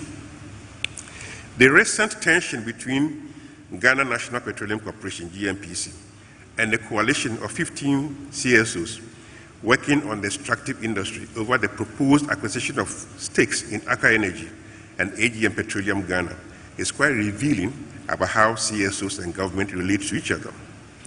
This was an occasion where the CSOs approached the issues based on careful and diligent analysis of rich data, while the CSOs opposed the deal on several grounds, including an improper valuation of the assets, especially considering the impending energy transition. It was unfortunate to see that their campaign sometimes appeared to have been affected by divisions in their ranks. There were accusations of some of their leaders being encouraged to break ranks with colleagues and hence weaken the struggle. There is a growing perception that CSOs must choose sides if they want to survive. Even more interesting is the strong perception that professional bodies in Ghana are no longer a viable civil society force. They are generally seen to have been taken over by political parties as soon as the objective of stopping the entrenchment of military rule was achieved. The story of the Ghana Bar Association is probably the most telling. The association in the 1970s and 80s carved a reputation for itself as the moral conscience for the preservation of democracy in Ghana, a voice for justice, advocates for the cause of right and for justice, as well as hope for many Ghanaians. It is strongly doubtful if the association still commands that authority. For many observers, the association has on several occasions relied on the interpretation of the Constitution to seek its own interest and not necessarily to protect the citizens. During the 2021 annual conference of the GBA held in Tamale, a press statement was issued by some of its members calling for the association to rediscover its voice. I quote, "We use this opportunity to bring to the attention of the conference the ensuing opening statement which was open for signatures. It has so far been signed by several members and non-members of the GBA. The signatories are challenging the GBA to do better and to stand up for the defense and upholding of freedom and justice. It goes further. Our disengagement has been felt. Our indolence has allowed illegality, abuse of rights, and injustice to fester. The Ghana Bar Association today looks like a pale shadow of itself. The moral weight of its history now stands devalued by successive leaderships that have given the association little sense of purpose or direction. Not only does our history indict us, but our present now counts only as proof of how much we have defamed the association and made cheap its promise to concern itself with the defense and upholding of freedom and justice in Ghana. End of quote. These indications about lack of integrity in the association are not very different from the speech delivered by the Deputy Attorney General at the 2015 annual conference in Kumasi. The issues of how to restore judicial integrity and professional integrity dominated the discussions. The Ghana Journalists Association is yet another professional organization that sought to promote and defend press freedom and create solidarity amongst journalists. The GJA is today seen as suffering from integrity issues, as its membership and their professional activities are viewed as publicly divided between the two major political parties. For the public, many television and radio programs reflect mainly political choices made by presenters and their guests. Thus, slowly, the space for independent journalism is disappearing. The University Teachers Association of Ghana, UTAG, once a formidable voice in national matters, is still struggling to define its place in the new order. When the Public University Bill first surfaced in 2019, it was interesting that those who spoke against it publicly were mainly retired professors from the University of Ghana. And I think my predecessor, Professor Ivan Adaminstan, was probably notorious in that respect.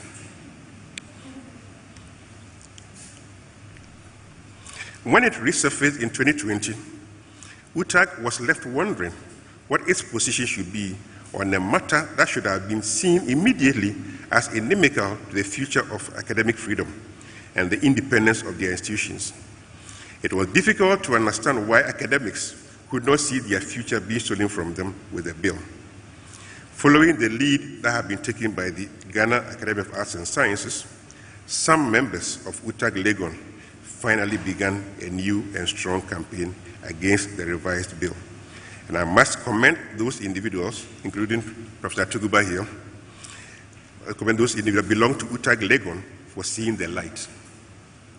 Unfortunately, the National Executive of UTAG and at other universities are yet to comprehend what is going on. But this is highly surprising because UTAG is very much a politically divided entity where each political party has its interests well represented. Their followers will not dare oppose a bad bill if it means that their political backers will be upset with them and possibly deny them the opportunity of contesting parliamentary elections one day. Even our students and their leaders are divided as they wait anxiously to become communications experts or party spokespersons on their way to one day becoming DCs and MPs. There is no room for being not aligned in Ghana today. One of the interesting developments in Ghana, yet before the advent of constitutional rule, was the arrival of think tanks, American style. Institutions like the Center for Policy Analysis and the Institute for Economic Affairs were set up with considerable support from international funding agencies to conduct independent research and provide policy support to the government. Since the early 1990s, the number of think tanks has grown rather significantly. What has become debatable is whether they can be classified as independent and whether they are capable of the needed research. Clearly, some of them are still perceived to be independent and have a track record of good research. But there are other similar organizations that cannot be classified as independent think tanks. They are sometimes referred to as partisan CSOs or political pressure groups that are aligned to known political parties or some known interest. They may either be created by the political party or may have been adopted or co-opted by the party. Even for some, that may not start as a political think tank, particularly for those that work on anti-corruption and governance issues, they sometimes become targets of the political party in power, which could lead to considerable loss of freedom in the civil society space. Another new development in this space is the use of partisan NGOs to solicit funding to support political parties. The key point I would like to make here is that a missing or weak civil society or an apparent lack of interest in pursuing the civic responsibilities that can foster development is itself a huge threat to the spirit of the 1992 Constitution. When civil society becomes self-serving, there cease to be independent voices that can provide a balance in a situation where the different arms of government have coalesced around known political interests. So, Madam Chair, I'm preparing to conclude here by asking how can we eliminate the threats and challenges that political culture, corruption, and missing civil society pose to the 1992 Constitution. It is not at all my intention to suggest that the political culture is completely flawed. Every now and again, we have seen well-informed and spirited debates take place in Parliament. We have seen some sound judgments come out of the courts in high-profile cases with no obvious political bias. There are still many professionals who do their work as professionally as possible, and there are think tanks that are still analytical in their work. The shrinking space for independent voices in the political culture is what needs to be stopped. It is time for those independent voices to fight for their space and make themselves increasingly relevant to society. It is time for Ghanaian professionals to always act professionally, regardless of whether they work in the civil service, any other part of the public service, or even in the private sector. Sitting on the fence cannot be good for the application of the spirit and letter of the Constitution. While it is perfectly acceptable for individual professionals and academics to show interest in the activities of one political party or another, it is not acceptable that their professional conduct is influenced by which party they belong to or have sympathy for. It is also not acceptable that the body which by law brings them together can be captured by political parties to the extent that it ignores its stated responsibility to the citizens. It is not acceptable that national institutions managed by the same professionals get drawn into partisan politics and become ineffective. Political parties, whether in power or not, can help change the political culture by changing the rhetoric. Those in government can show commitment to inclusivity by bringing independent people into discussions of national policies. They can be more tolerant and stop accusing independent-minded people of mischief and, quote, not being one of us. They can indeed stop reacting in an intimidating manner to persons who express disagreements to policies and other government positions. The Constitution requires all hands on deck at all times. After all, we are all Ghanaians. Thank you.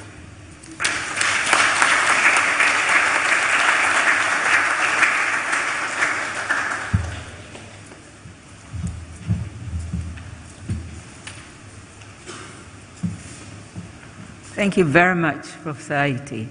Audience, you must agree we've had two brilliant lectures. So I'd like to ask you to give another rounding afterwards. Thank you.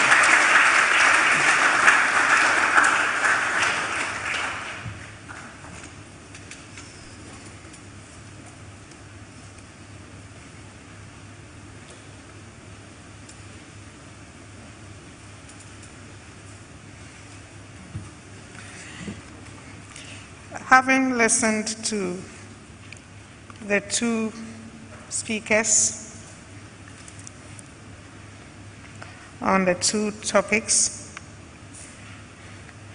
achievements and enduring legacy of the 1992 Constitution by Professor Raymond Atiguba, and Threats and Challenges to Constitutional Governance, Political Culture, Corruption, and Missing Civil Society Advocacy by Professor Ernest Ayete. Would now like to take a few questions from the floor. It's time for questions and answers. If you have questions, we'll take a few and get some answers from our speakers. Fred. So, Professor Martin Ajay.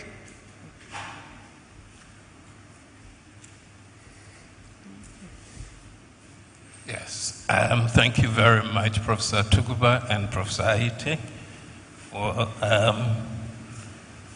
both of you such illuminating talks. And Professor Atiguba, you know, your crazy ideas, as you called them, I have found to be so sane, so brilliant, that they have spawned questions which you may consider to be very rudimentary, very basic, and perhaps even suspect that I am asking these questions for the benefit of our sons and daughters here, but you'll be mistaken, they're actually for myself. So I would ask a few of you. You kept referring quite often to the spirit of our Constitution, which you said has served us quite well, sufficiently well in the past, but now is inadequate to serve our wants. It served our needs well, but not our wants. And you permit me for my ignorance of this, but you know, when you talk of the spirit of the Constitution, I would be happy if you can clarify the technical meaning of it. For me, it suggests to me the aims and the purposes of the Constitution, the very basic underlying principles of the Constitution. And for me, when you say the spirit of the Constitution, I think of a few things. I look at the motto of Ghana, you know, one nation, one destiny, one nation, one people, one destiny, which is an aspiration, and then the principles, freedom and justice. Please explain to me if these are what you consider to be the spirit of the Constitution. So another thing that I was quite curious about is, unfortunately, because of recently these allusions to the true Ghanaian values, I think the idea of values has been quite degraded, actually. I mean, you referred to the bill. I don't want to go back to the bill again. And yet, you know, again, in my layman's understanding of constitutions, I have come to believe, and I think there are quite a number of people that you also believe, that constitutions they are normative guides that must develop organically from the history and experiences of the people. And so if this is a correct assumption, at least a partial assumption of what constitutions should be, then I would like to know what, I mean, in the history of Ghana, there have been two constitutions, Mensa Saba's Fanti Constitution and Ratre's Ashanti Constitution, and I'm curious to find out how these great documentations of the constitutional thought of indigenous Ghana, at least up until the beginning of the 20th century, how they have influenced the 1992 Constitution, and for the recommendations that the review committee have made, whether you know, there were some considerations of these works that I consider to be pivotal elements of the constitutional history of Ghana. Okay, so My So third let's see if there are other questions, and then we come back to you, please. Okay. Let's see if there are May I other... ask Professor Ayites a question too? Thank you very much. Thank you. Do we have other? There is one over there.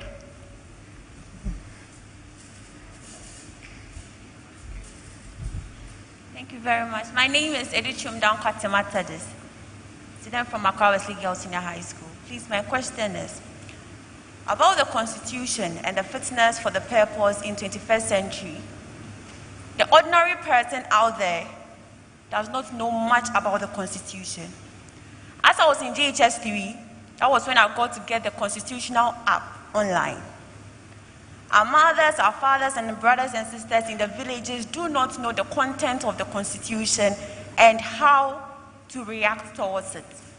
So if you are fighting for the amendment of the Constitution, then I think in my own experience, we should try to get the Constitution to the doorstep of the ordinary citizen out there. Thank you.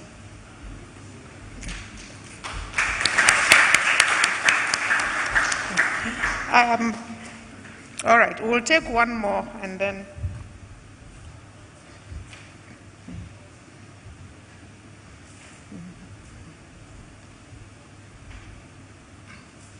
I am Buabasoa, a fellow of the Academy. I would like to know from Professor Atiguba, from his delivery, in commenting on adultery. As I know, adultery is a sin, but he wants to make it criminal. May I know, because he advocated for LGBT rights, he wants to have tit for tat. He should have explained. Thank you very much.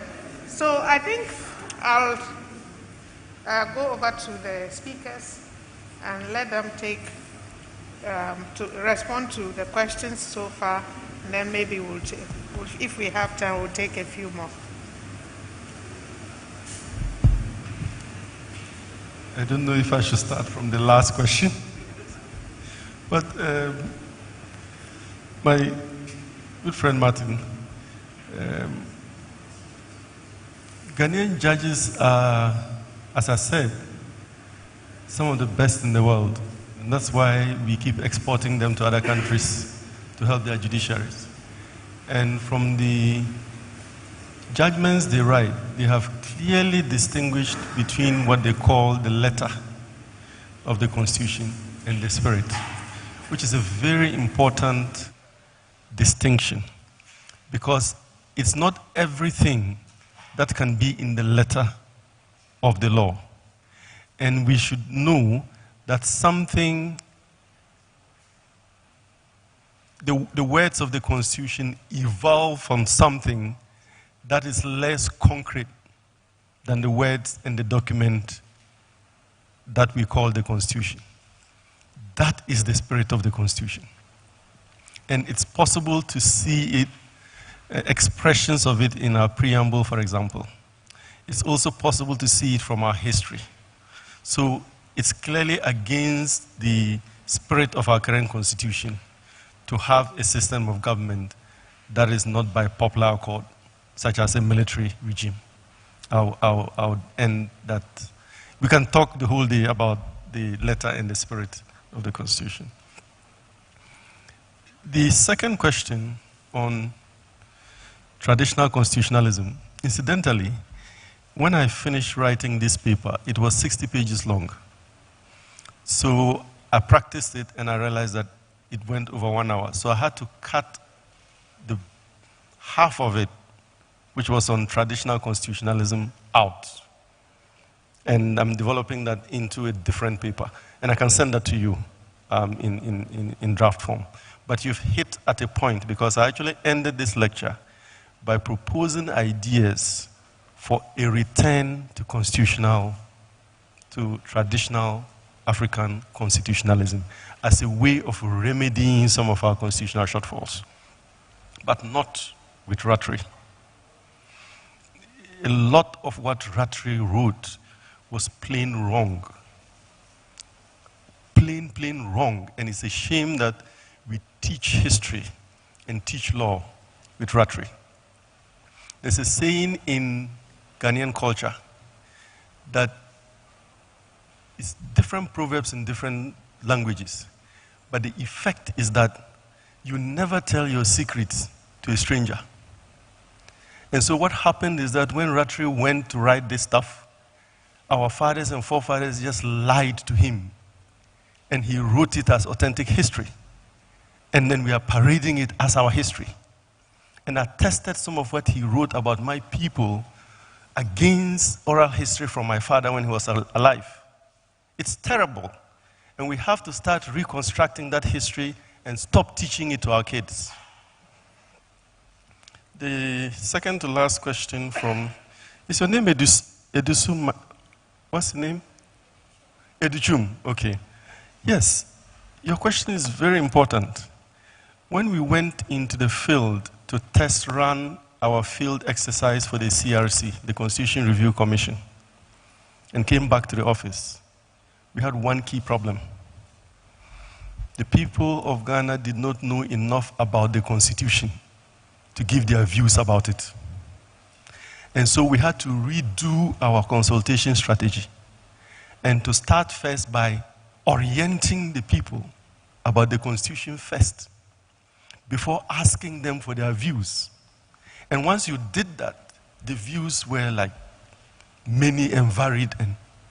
And then the commission then recommended that a democracy fund be set up, like the District Assembly's Common Fund, which will go to fund the Commission on Human Rights and the National Commission on Civic Education, to do this on a continuous basis so that everybody knows about the Constitution, how it functions, and how to improve it on a continuous basis. Of course, that recommendation has not been implemented. Lastly, my friend, I don't know how to say it. I was half joking because I want us to see that if we open that door, we may be going in a direction that is clearly unconstitutional. And that can take us into, what should I call it, an abyss. There's a part of my speech which I didn't read, where I talked about the fact that I'm from rural Ghana, I'm black, I'm a Northerner, I'm a Kasina Nankani. Kasina Nankani means that the Kasina say you don't belong to them, and the Nankani say you don't belong to them, so they keep tossing you. And so you are somewhere in the middle. And I'm left-handed. When I got to Legon in the early 1990s, I have to find out who was Vice Chancellor then. In the political science department, all the writing pads of the flip chairs were to the right. And I was left-handed. Tell me how I was writing. So I know discrimination experientially. I know discrimination experientially. I went to sit form in Kumasi as a Northerner, and you don't want to know some of the things we faced. If you have experienced discrimination, you would have serious problems with this bill that is in Parliament. Well, that's not today's topic, so let me stop.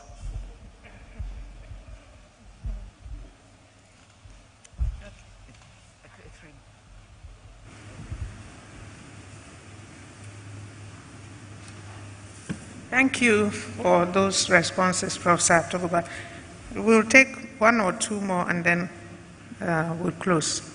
I think I saw a hand here. Yes. And then I'll come to Professor Jekun. Okay, so good evening. My name is Mavis Kumoji from Akunguro Girls High School. And then, Professor Atiguba, when you were talking, you made mention of changing the constitution from political to developmental constitution. And I want to know how you want that to be done and with what mechanisms. Maybe we are going to go back to the butchers and the hairdressers, back to know what to do. Thank you. Right. Professor Ajekun.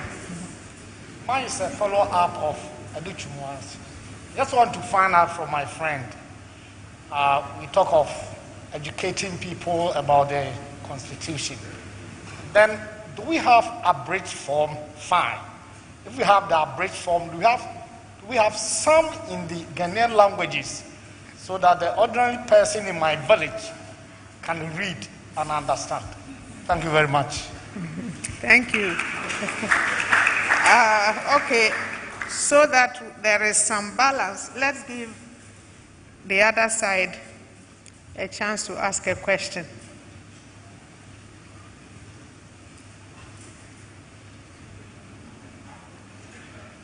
Thank you. I'm Faustina Atantia. I don't know much about the Constitution, but from Professor Atiguba's presentation, I had the impression that the Constitution itself does not have a time frame for review or reforms. For instance, we have a 4-year mandate for the president. Every 4 years, we're supposed to change the president. And then individuals and institutions also have strategic plans, maybe 10 years plan for development or changes in the institutions and organizations. So does the Constitution of Ghana also have a plan? Maybe every 10 years, the nation is compelled to undertake some reforms or reviews. Thank you. Thank you. I think I'll now hand over to our two speakers.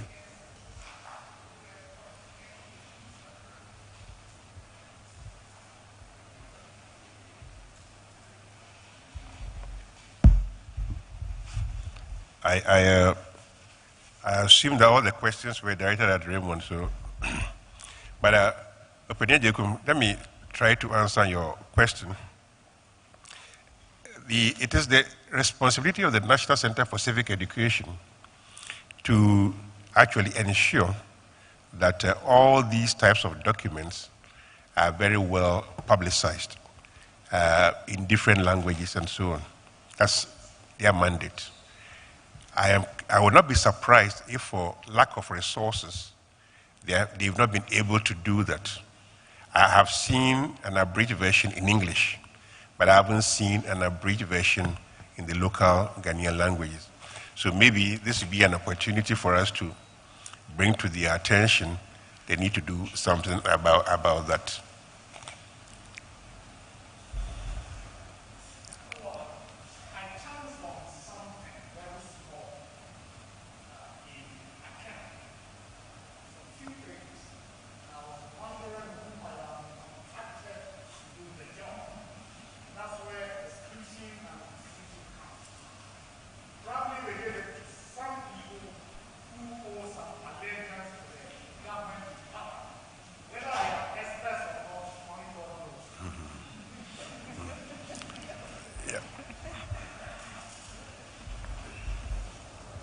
My question goes to Professor Jekun.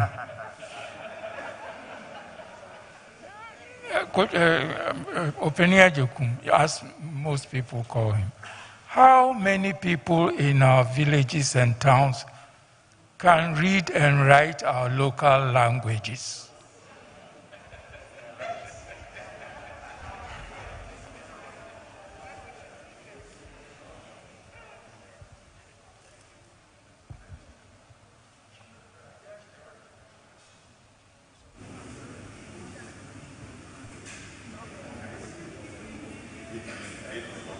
All right, I'm told that the hand behind there has been up for a while, so. Thank you very much. My name is Isaac Anipa from Ghanata Senior High. My question goes to Professor Ite. It's about corruption. I think that unfortunately, we've not had all the presentations of both speakers, and as a result, a lot of things haven't been presented to us. First of all, I want to ask whether we can have copies of their presentations. Then my question on corruption is that I think that it is a very big problem we have in this country. And I'm wondering, I thought probably he has suggestions as to how it can be kept in his presentation. And I wish I would hear that. If it's in it, then I might want to get a copy of his presentation. If it's not, I wish he can give us maybe one very practical way that corruption can be kept probably at the top hierarchy. I think that's a very big problem. And our kids are also taking the same. Please be brief. All right, so that is it. That is my question. I want to have a copy of their presentation to be able to read and get, much of the presentation they want to really give us. Thank you. Okay, thank you very much. I think it's a very important question. Yes, the paper mentions the fact that corruption in Ghana is very pervasive, and it identifies which areas, which sections of our communities you will find the most corruption. But as I've argued on a number of occasions, if there's corruption, pervasive corruption in Ghana, it's not because Ghanaians are more corrupt than other people. It is simply that we have a weak governance system. And it is that weak governance system that allows people to be corrupt. It is that weak governance system that will not prosecute people who are known to be corrupt. It is that weak governance system ensure that reconciliation of things in various offices does not take place. So, if we are corrupt, it's not because we are born corrupt. It's because our system is not well designed to prevent it. If there's less corruption in Europe, it's not because they are better characters than us. The system makes it difficult for you to be corrupt. So we got to use not just the Constitution, but various governance instruments to make it difficult to be corrupt. Thank you very much, Professor Ayete. I will now call on our chairperson to make her closing remarks. Professor Kwachi.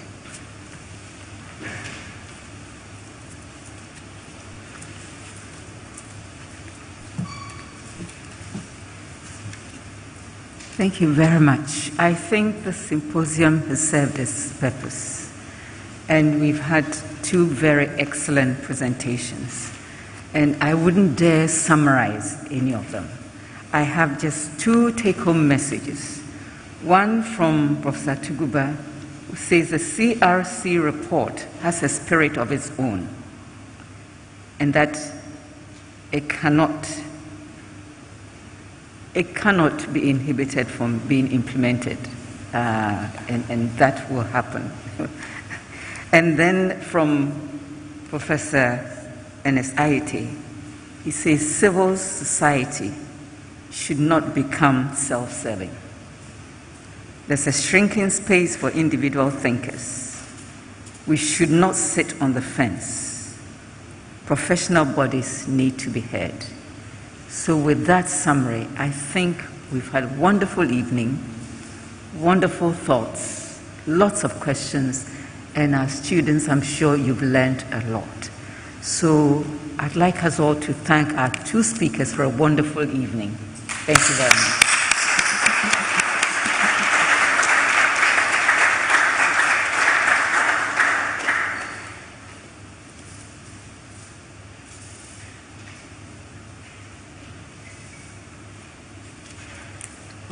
Thank you very much. We have come to the end of this evening's program.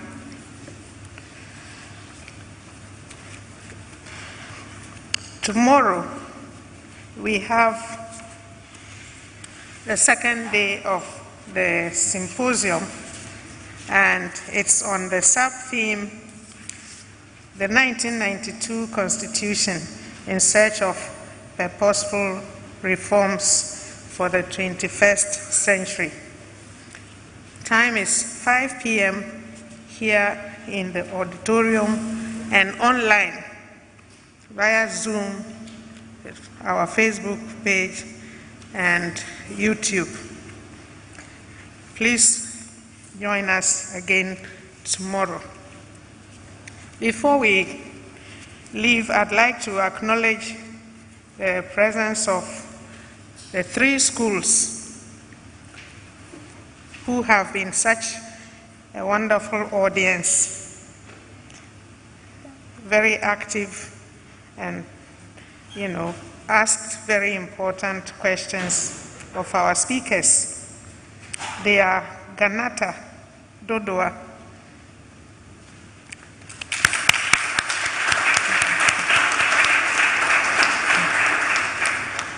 Accra Technical Training College,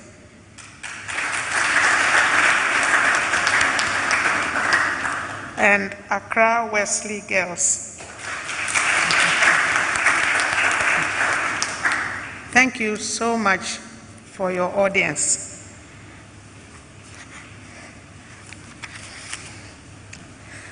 I would now ask you to please stand while we leave the podium.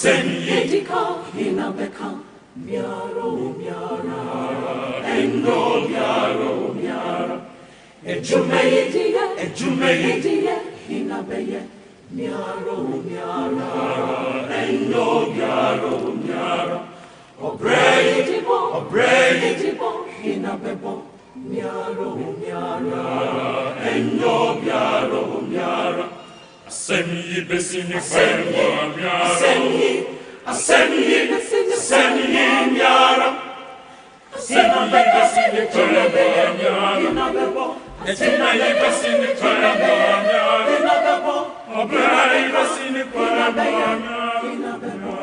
miara Miara Endo miara Asemi besini fermo miara Asemi miara Sina besini fermo miara Sina besini fermo Obrai besini fermo miara Miara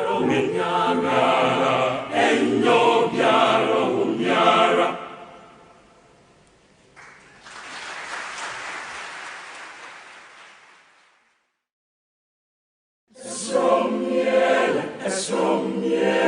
Esromiele Miadi Yesu tututu O mauda wala Diu Yesu abetogulo La medo qui bobo da ibome Diu Yesu apeto le havi subo vevieme Diu Yesu apeto le saseda metire tome Diu Yesu apeto